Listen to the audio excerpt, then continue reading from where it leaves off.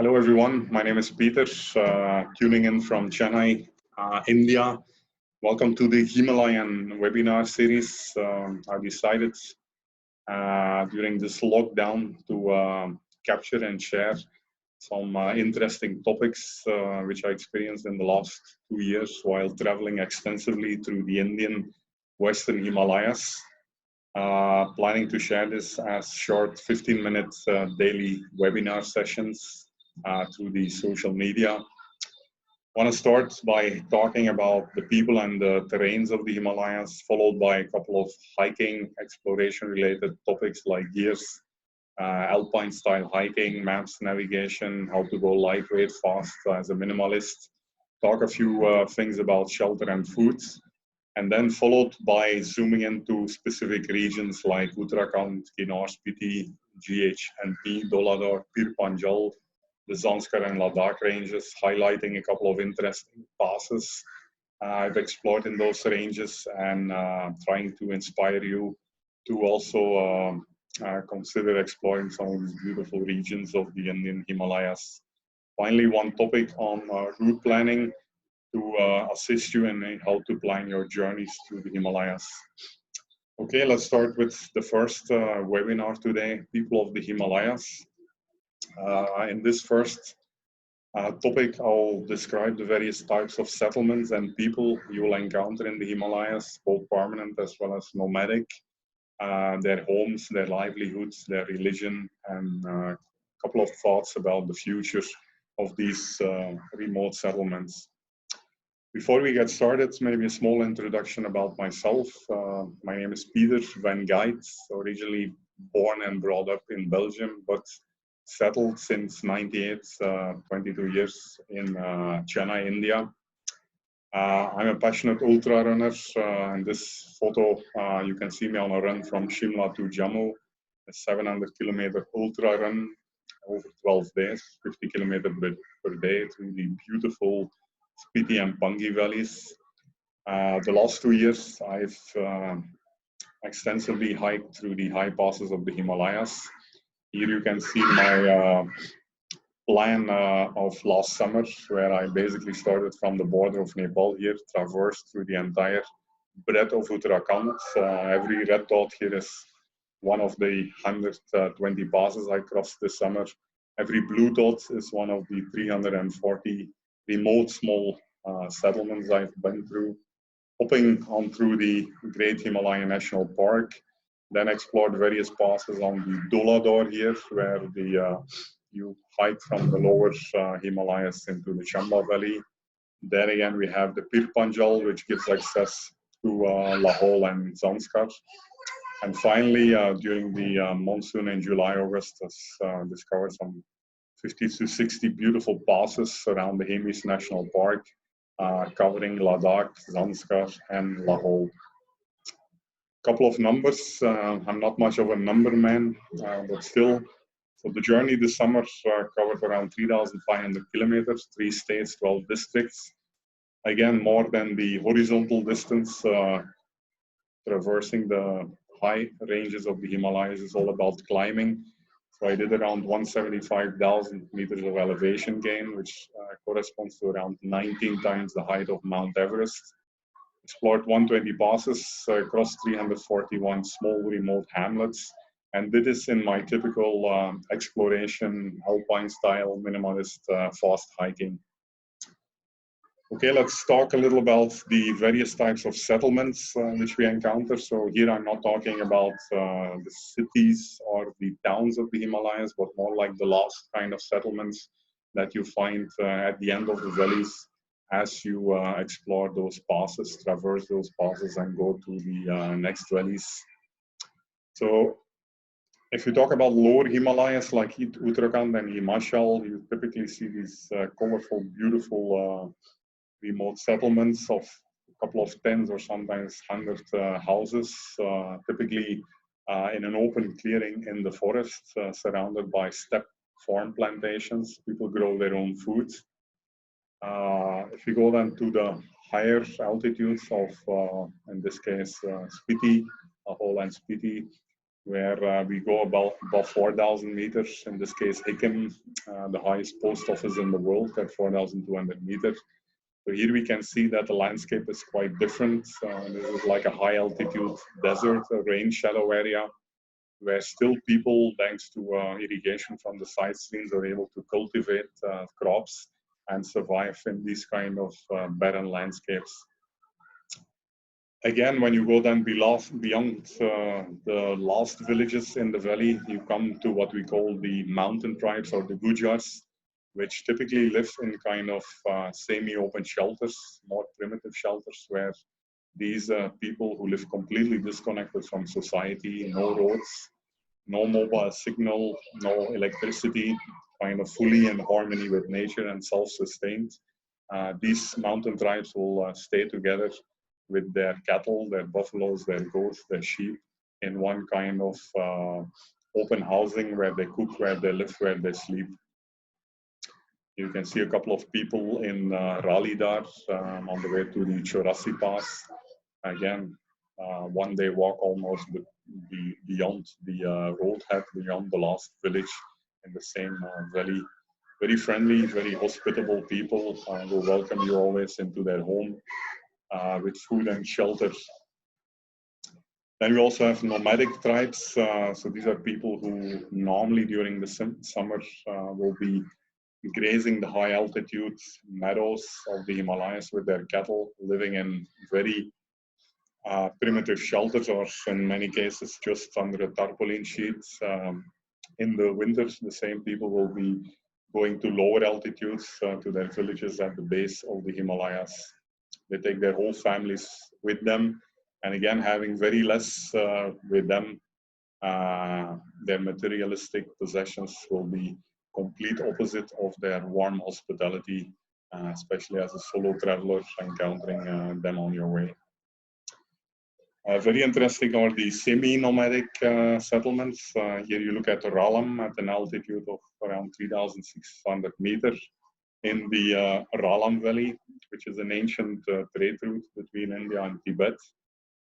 These villages are completely, given the high altitude, covered by snow and ice during the winters. So people will leave these settlements during Diwali or November timeframe, head back to their settlements at the base of the Himalayas, and then after the winter come back in the month of May with all their gears carried by big mountain goats. They will be carrying back all their necessary supplies and rations and blankets back to their homes at the end of the valley, where they will spend the entire summer before returning again the next winter. Here you can see another migratory tribe. I mean, not tribe, you can say. This is a village, Dibling, along the Orna River in Zanskar, surrounded on all sides by high passes. The only way to reach there is to go through some 4,000 plus meter passes, which are closed in the winters. So as soon as the passes open at the beginning of the summer, people will again migrate with all their livelihood items back to the villages. In this case, Dibling, which is at least 2 days again away from the nearest roadhead. Another sad reality, which I've encountered many times in the last 2 years, covering 160 high passes in the Himalayas, are basically these kind of ghost towns or deserted settlements, which were once vibrant farming hamlets. Here across the Tsarap River, a small settlement called Satok, which is around 1 day walk or 2 days, walk from the Manali-Leh highway. In the middle of nowhere, beautiful, royally looking settlement, which over more than a decade, which it has been abandoned now, is completely into ruins. If you look at any map of especially Zanskar, Ladakh, which has all these remote settlements, you will see at least 50% of these settlements being abandoned by their people. In some cases, just one old couple or one senior person, which will still be holding food. But the young generation has kind of left this barren landscape, the hardship of this remote existence for the comfort and the easy money of the cities. One explanation. Another explanation could be the change of the global climates, where basically their lifelines, the water in the side streams coming from glaciers, have dried up, making it impossible to continue farming in these settlements. And then if you go again beyond those gujars or those very remote settlements, you come and meet the kings of the mountains, I would call them, the shepherds. Shepherds basically will be going to the most remote corners of the Himalayas with typically 3 to 5 shepherds, a couple of shepherd dogs, and then large herds of goats and sheep, which they take from the villages at the base of the Himalayas at the beginning of the summer, crossing very inhospitable terrain over one or multiple passes to basically go and graze the high altitude meadows of the Himalayas, which have so much medicinal, nutritional value that the quality of the milk and the meat of these animals is so much better than compared to grazing their original villages. Here you can see 1,000 sheep migrating the Jungli Pass, which is like a stunning sight, a once-in-a-lifetime experience in the month of July, when the pass was opened in Chamba Valley.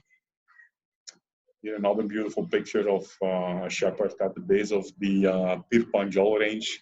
Up here you have the Dharati Pass, which is one of the several passes leading across the Pir Panjal from the Chamba Valley to the Chenab River Valley, either the Lahore or the Panki sites. Hospitality with these people, the shepherds, the Gujars, and also the villages is beyond words. As soon as they see you coming, they really invite you with open arms, especially in these remote places. They know the challenging landscape, the difficult weather conditions there, that especially again as a solo traveler, they will really open their heart to you. I mean, consider you as one of theirs, giving you fresh goat milk, freshly wood-fried rotis, and shelter as you traverse across these remote regions of the Himalayas. Here, staying with a shepherd, which was staying in a beautiful place above the clouds, as you can see, very high above the Jungli Nalla, one of the rivers that leads to Barabangal, one of the most remote settlements in Himachal. Homes and houses typically built obviously of natural available materials, base structure typically on rock covered by mud. In the lower Himalayas like Uttarakhand and Himachal, extensive woodwork which is available in the forest there. Roofs are covered with either wooden planks or limestone, big piles of limestone. Food, animals will typically stay at the ground floor, and people living headquarters will be at higher floors. Here you see a typical Ladakhi home in the above the Kuryak River, somewhere near Purne, one of the 3 tributaries of the Zanskar River. In this case, we have a high altitude desert, so no forest, very limited wood available there. So even for cooking, people use here dry dung collected during the summer, stack it on top of the roof so that they have enough fuel to cook through the entire winter, which can last 6 to 8 months. Also, the animal food here, dry grasses, are stocked on top of the roof as the winter snow can easily reach till the first floor. The inside of a typical Ladakhi home is like one beautiful living quarters with a wood burner or like a dung burner that keeps the house warm, used for cooking. Cover is floored with, the floor is covered with carpets. Here we have a couple of old ladies in one of the homes of Shadi, one of the most remote villages in Zanskar, 2 days away, again from any roadhead. The host is making vegetable momos. They are serving in big buckets here kang, a local drink, which will keep the body warm and which will give you excellent sleep after one day hiking. Kitchen gears are always displayed in the open. And it's basically one living room used for cooking, sleeping, and living. Then the shepherds themselves, typically they stay in open shelters here. Here again, the same shepherd above the Gungli Nalla near Barabangal. Beautiful platform here where the shepherds will be grazing his herd for 4 to 5 months along the green grassy slopes of the valley, having enough supplies within cooking gears, blankets, food, atta flour, rice to basically cook for he and his companions and the dogs, the shepherd dogs, which keep an eye on the safety of the herds. We also have these closed shelters, kind of rock igloos here in the Meyer Valley, just on the way to the Gangla Pass, which at a higher altitude of 4,000 meters gives more protection and warmth for the shepherds and hikers using these temporary shelters. Livelihood is all about farming, obviously. First priority is food for the people. So as you could see in the first slide, many of the villages are surrounded by step plantations on the steep slopes, which they will be harvesting. Obviously, they cannot make rice. Rice needs a lot of water. It's more like a tropical produce. Mostly they will be cultivating wheat or the base ingredient of rotis and chapatis. All the manual labor is manual, obviously. There are no tractors or sometimes even no animals can be used at these inaccessible places. Same here at again 4,000 plus meter altitude near Geit village in the Spiti Valley. Very barren landscape here, but still people are able, with intelligent irrigation, able to grow beans in this case, which they will harvest at again the end of the summer. Another thing which is done by the people of the Himalayas is going to the high meadows again during the summer for several weeks or months, collect medicinal roots, which typically are quite heavy. So they dry them, remove the moist, go for fire, and then basically these elder gentlemen here will be carrying big bags, sometimes 20 to 30 kilograms in weight, along with the utensils they use for cooking and their blankets, which they use to stay several weeks in the upper ranges of the Himalayas beyond their villages, carry these heavy weights back to the village at the end of the season. A very well-known medicinal route along the high villages of the Himalayas is the Jungli Nalla. So this is a highly priced route, comes around 20,000 kilograms per kg. And as soon as the snow or the ice starts melting in the upper ranges of the Himalayas, many young men in the villages will be leaving their village in Uttarakhand and some parts of Himachal to go to these high ranges and collect these roots, basically earning again enough money in 1 to 1.5 months to sustain themselves for the rest of the year.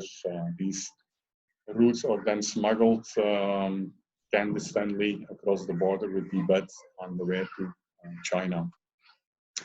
Just like they are self-sustained in food, there are also many, again, smaller villages, more remote settlements in the Himalayas have their own weaving tools. There's a small room, again, fully manual operated, homemade as it looks in wood, to make their own blankets and clothing, again, reducing their dependency on external supply.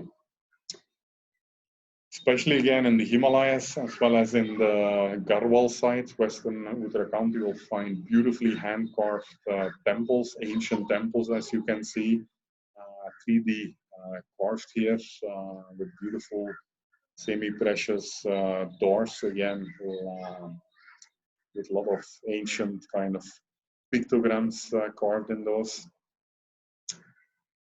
Again, when you go to Buddhist areas, you'll find these beautiful monasteries, like here Buktal Gompa, one of the more remote monasteries along high above the Tsarap River, built into a steep rock face, big cave there where the original monastery was built.